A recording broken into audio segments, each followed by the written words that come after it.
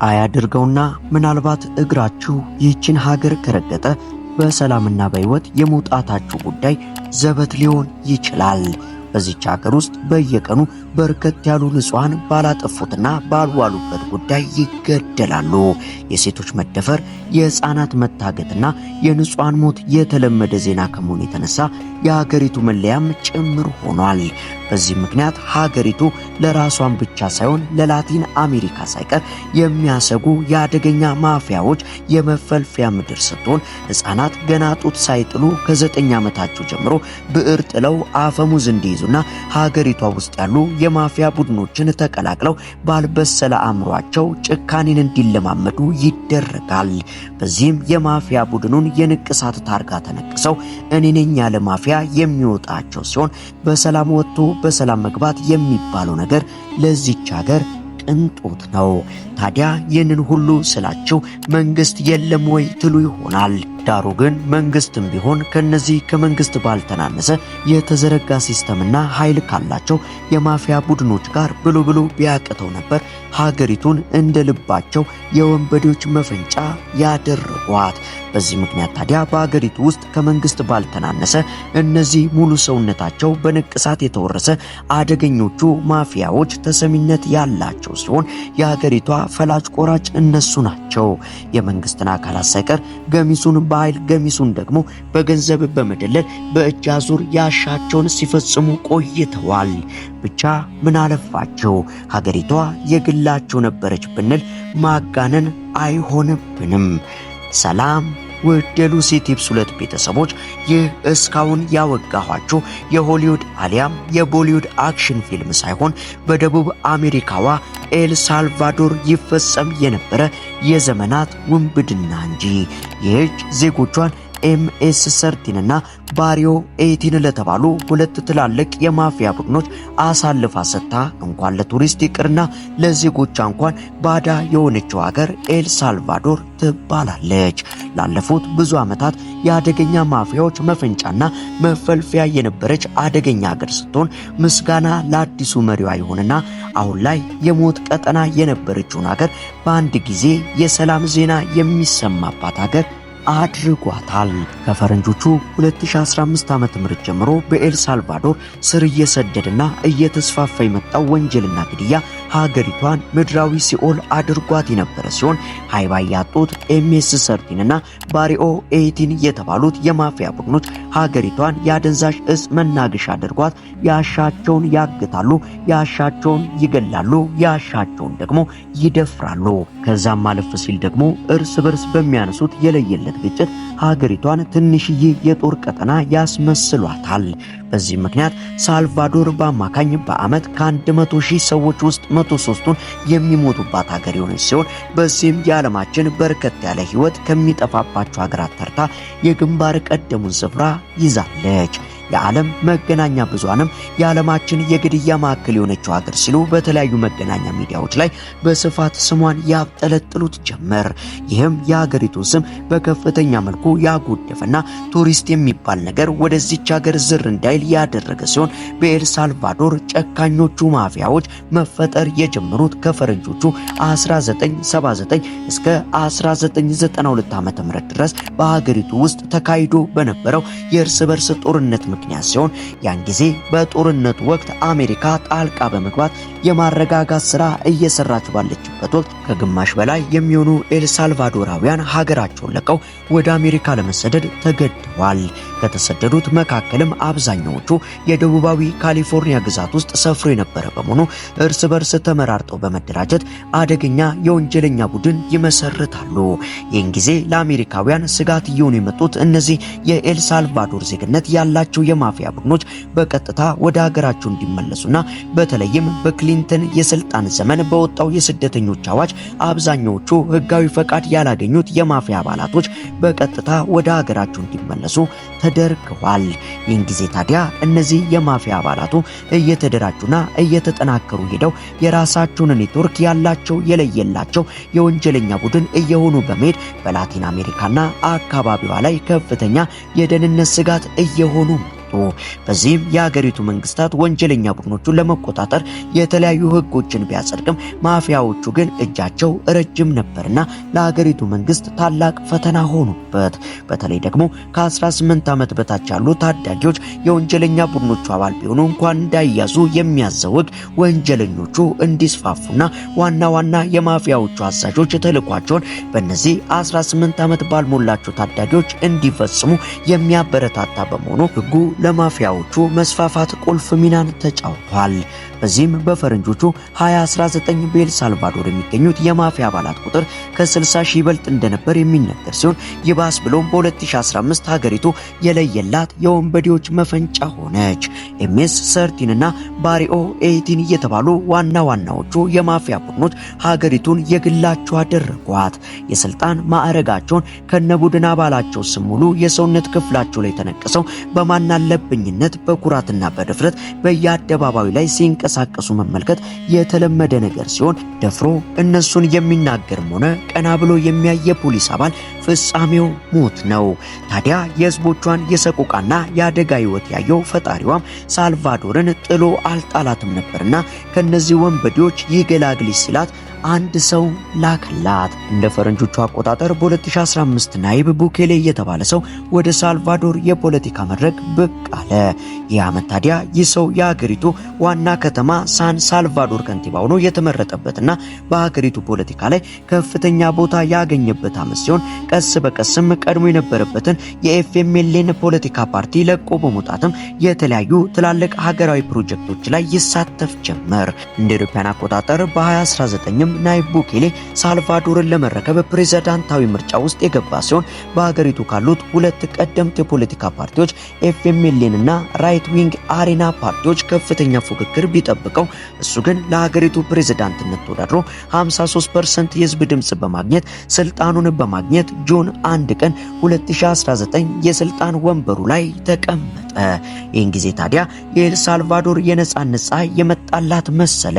ከመረጥከኝ እነዚህን የሀገር ወንበዴዎች አጠፋላሉ ብሎ ቃል ለገባለት ህዝብ ቃሉን ሊፈጽም ተዘጋጀ። ስልጣን ላይ በወጣ ማግስት የአስቸኳይ ጊዜ አዋጅ በማወጅ ከነዚህ አደገኛ ማፊያዎች ጋር ግልጽ የሆነ ጦርነት አወጀ። እንኳን ንቅሳት ያገኙበትን ይቅርና አይታቸው የአይን ቀለሙ እንኳን ያላማራቸውን ማንኛውንም ሰው ማንቁርቱን ይዛቸው አምጡልኝ ሲል ለሀገሪቱ የጦር አባላት ትዕዛዙን አስተላለፈ።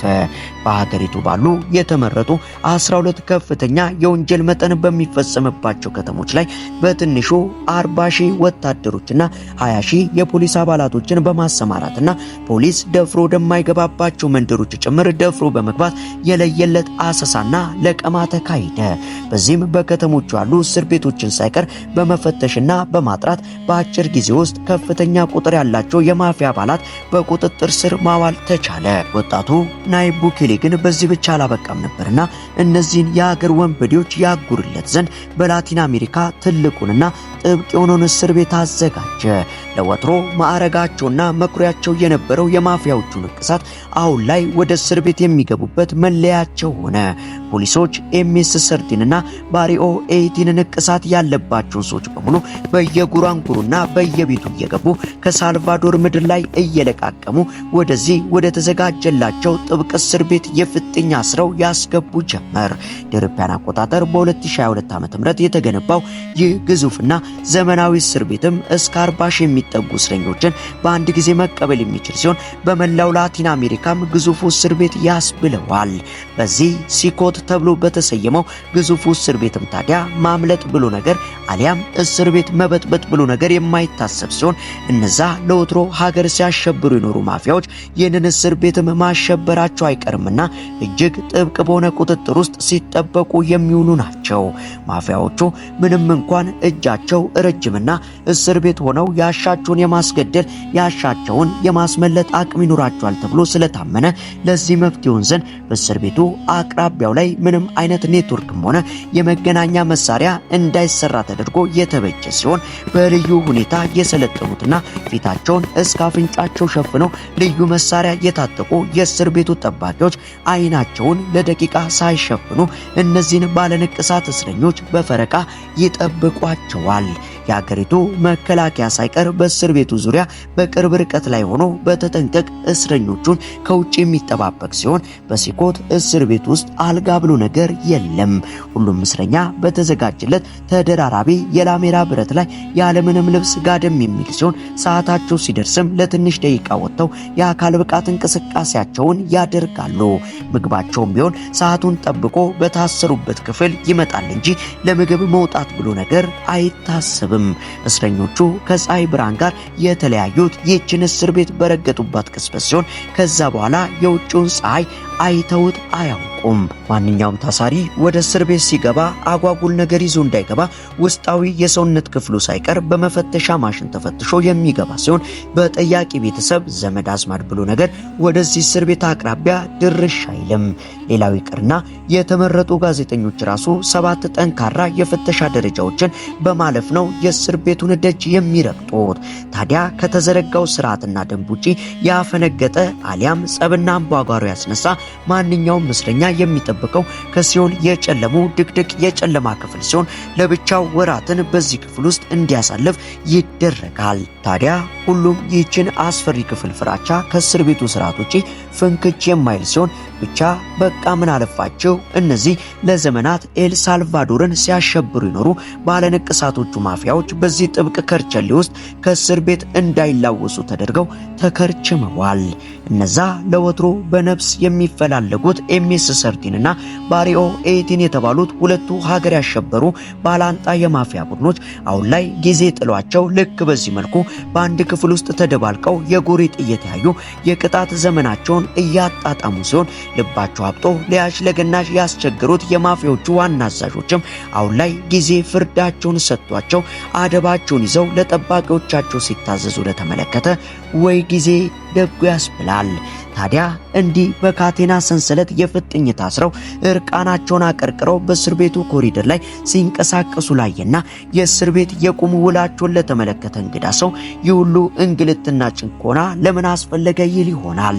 ነገርየው ግን እንደሱ ሳይሆን በዚህ እስር ቤት የታጎሩት የሳልቫዶር ማፊያዎች በሙሉ ከውንብድናቸው የተነሳ ገሚሱ ደፋሪ፣ ገሚሱ ነፍሰ በላ፣ ገሚሱ ደግሞ የገደለውን ሰው እንኳን በቅጡ በቁጥር የማያውቅ የጨካኞች ስብስብ ያለበት የማፊያ ክምችት መሆኑን ሲሰማ ግን ይሄማ ሲያንሳቸው ነው ማለቱ አይቀሪ ነው። እናም ለሳልቫዶርና ሳልቫዶራውያን እፎይታን ይዞ ብቅ ያለው ናይብ ቡኬሌ ይህ ተግባሩ በአንዳንድ የሰብአዊ መብት ተሟጋቾች ነን በሚሉ ድርጅቶች ጥርስ ውስጥ ቢከተውም ሰውየው ግን እነዚህ ከመንግስት ጋር ሳይቀር የሚገዳደሩ ማፊያዎችን ለማስቆም ቆርጦ ነበርና የተነሳው የሚያስቆመው ጠፋ።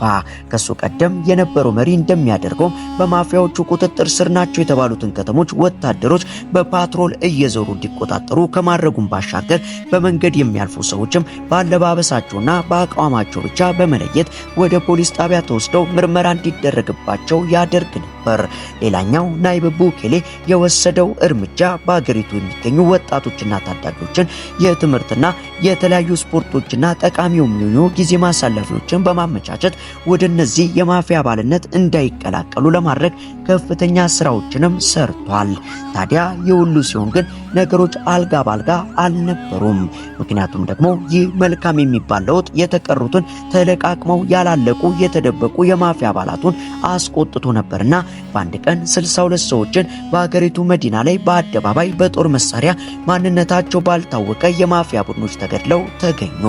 ይህም መንግስት እየወሰደ ያለውን እርምጃ ለመቃወም ሆን ተብሎ የተደረገ ሲሆን ይህም ከሆነ በኋላ መንግስት ለ30 ቀናት የሚቆይ አስቸኳይ ጊዜ አዋጅ በማወጅ የተቀረቱንም የማፈላለጉን ስራ እንዲቀጥል ሆነ።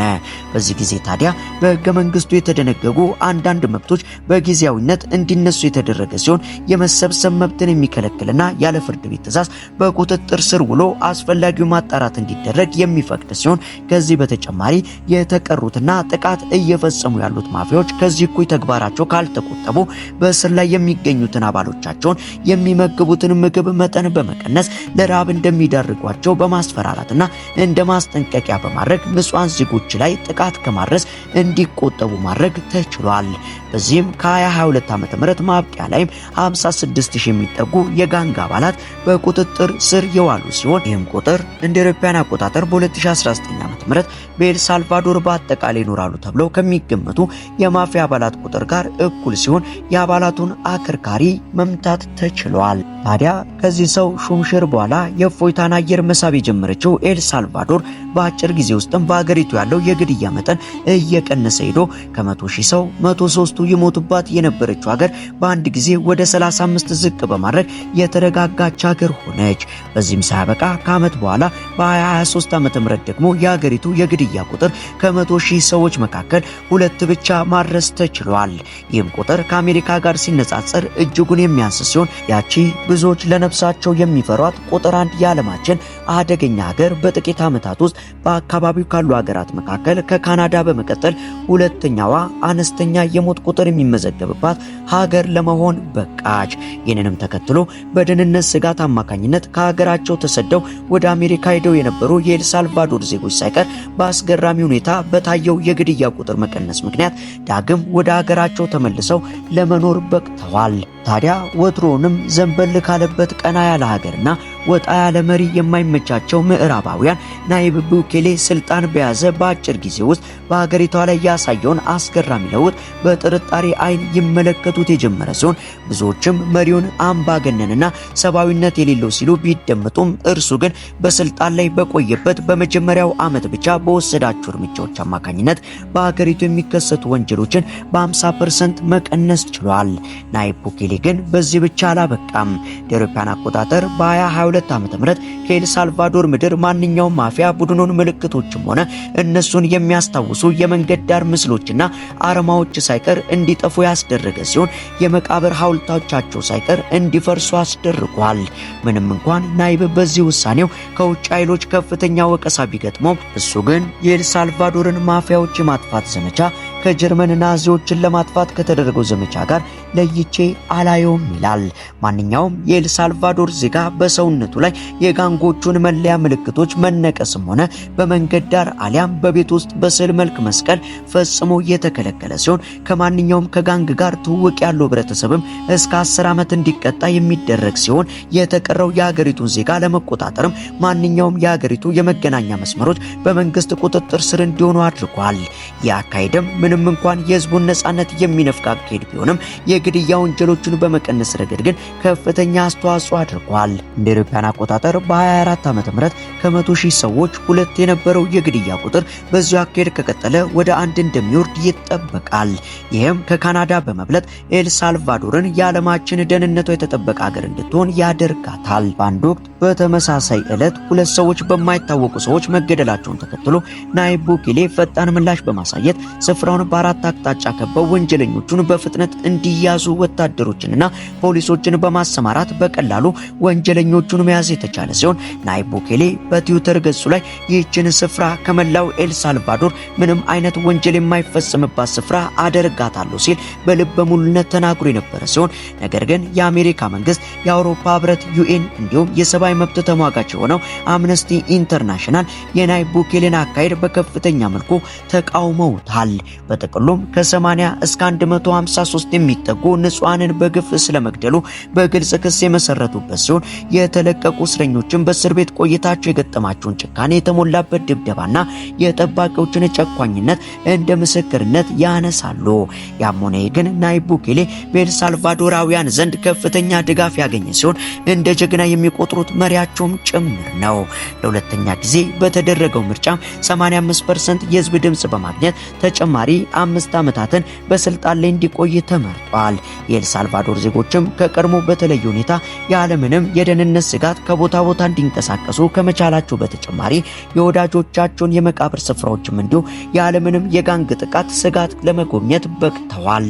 አሁንም ድረስ በሽብርተኞች የሚሰቃዩት እንደ ኢኳዶርና ሆንዱራስ ያሉ ሀገራትም የኤል ሳልቫዶርን ተሞክሮ በመጠየቅ በሀገራቸው ላይ ተፈጻሚ ለማድረግ መንቀሳቀስ የጀመሩ ሲሆን ከናይብ ቡኬሌ ስልጣን መያዝ በፊት እንደ ሜክሲኮ ሁሉ የኤል ሳልቫዶር ጦር በሙስና የተዘፈቀና የሥራ ተነሳሽነቱም የደከመ የነበረ ቢሆንም አሁን ላይ ግን ፕሮፌሽናሊዝምን የተላበሱ ብቃት ያላቸው የጦር ኃይሎች እንደ አዲስ ለመመስረት ተችሏል።